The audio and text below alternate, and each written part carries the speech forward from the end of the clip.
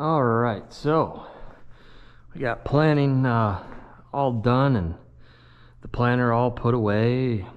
Got our tractor all cleaned up, shined up. 4520's in its spot. Didn't really do much with it this year. The L2, we gotta kind of get it ready to go. We'll probably see that here in some upcoming videos, but right now it's nearing the end of July, and honestly the next big project is going to be this right here in front of us. It's a John Deere 787 air cart. They made these in the early 90s, I guess. And I shouldn't even say they. These were not made by John Deere. It's basically a flex coil 2320, I believe, is the flex coil model number. At the time, they were considered the Cadillac of air carts, and honestly still are. They are now owned by Case IH. That's an interesting lineage in and of itself, right?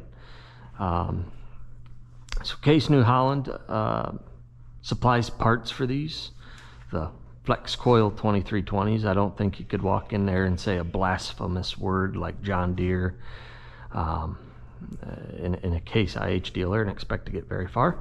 But you can actually get parts for these from a Case IH dealer, or you can get them at John Deere. And a lot of times, this is where it gets really strange. The parts are cheaper at John Deere. There you go. I don't know. So you may be asking, why do I even have this thing?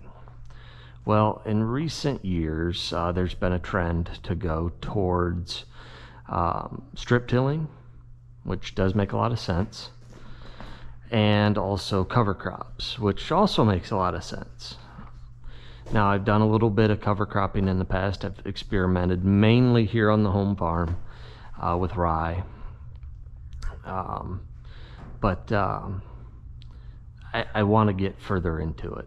And as opposed to just spreading on top, I want to knife in my nutrients, primarily potash, with this. And I also want to plant my cover crop, much like a grain drill, with this. So we're going to make kind of a hybrid thing that has the runs for the fertilizer and also the runs for the cover crop seed.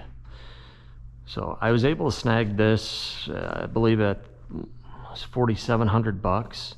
It was a few years ago. It was right before COVID hit.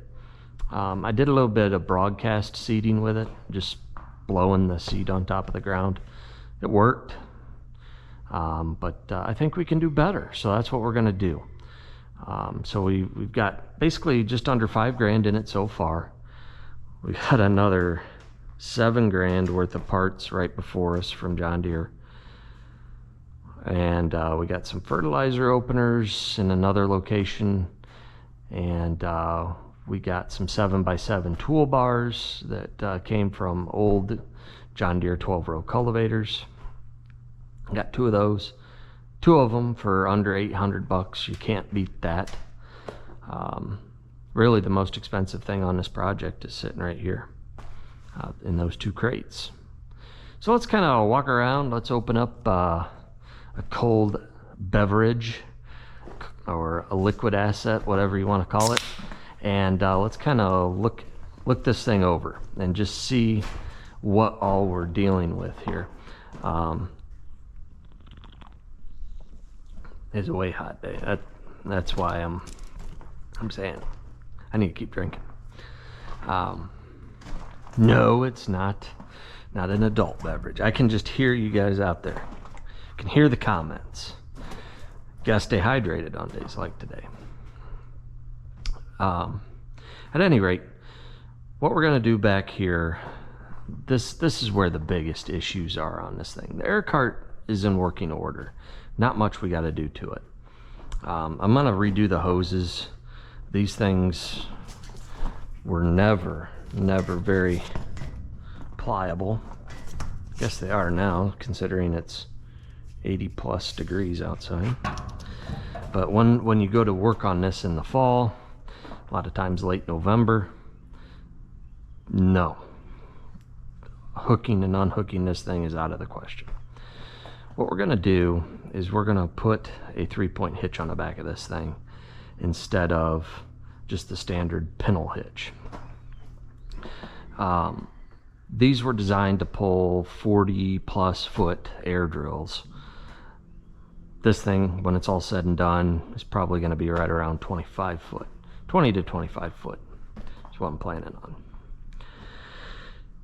And they're going to be these cultivators. So we're going to need a 3-point hitch for that. Flex Coil made those. They weren't the most popular thing in the world. We'll come back to that. But I've got a substitute that I think we can make work. Coming around this side, like I said, this cart was fully functional. It's ground driven. Not much to say about these. They're ratcheting drives, which are kind of interesting. So as these things turn,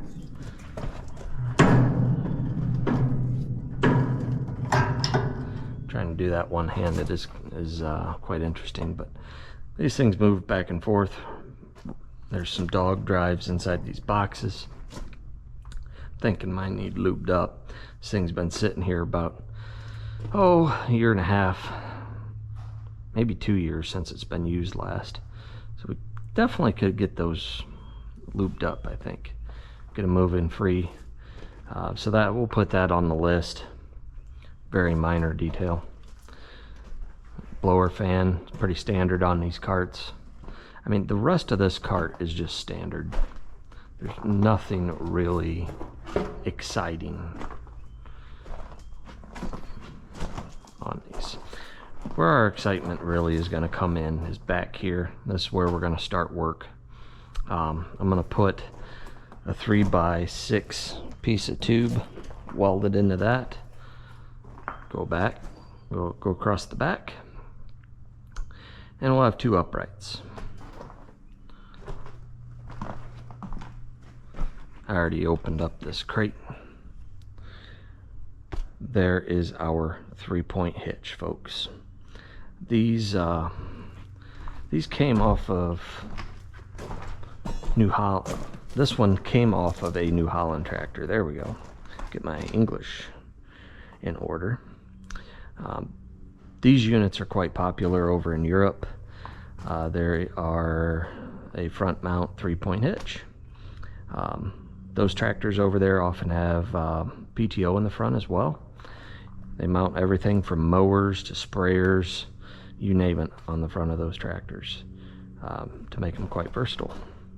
Found this at a junkyard. This one I paid $17.50 for.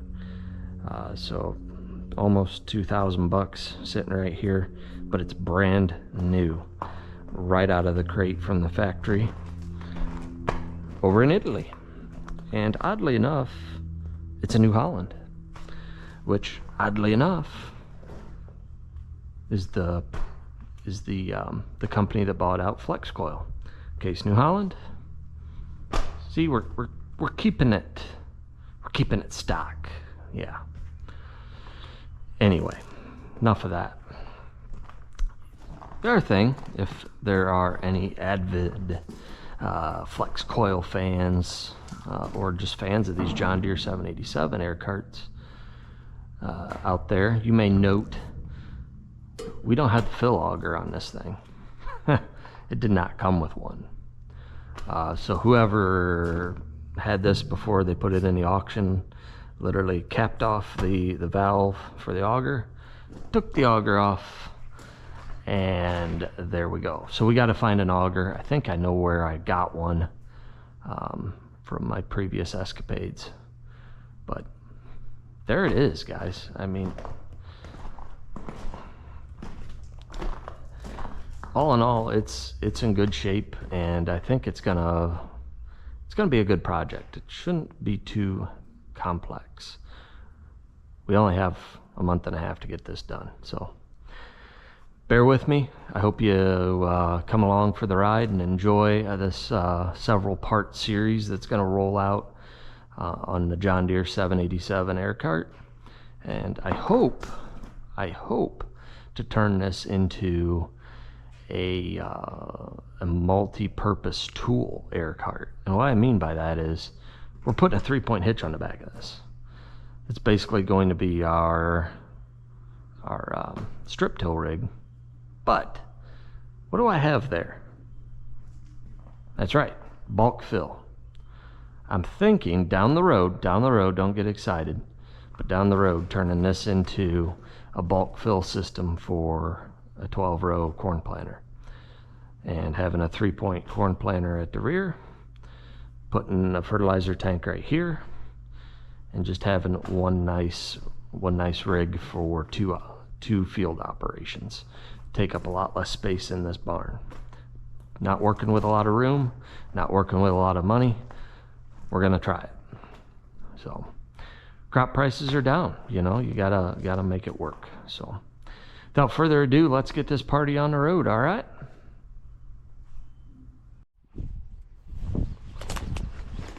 Okay, so back here in our fence row that I'm trying to get cleaned up, I got what used to be a 12-row John Deere 85 cultivator. Snagged this at an auction in Southern Ohio. This one was $400, and the toolbar behind it, which I guess was also an 85 cultivator at one time. Also, I think that was an 8-row wide. That one I only paid $300 for. So all in, I got $700 worth of toolbar here. I'd consider it a win.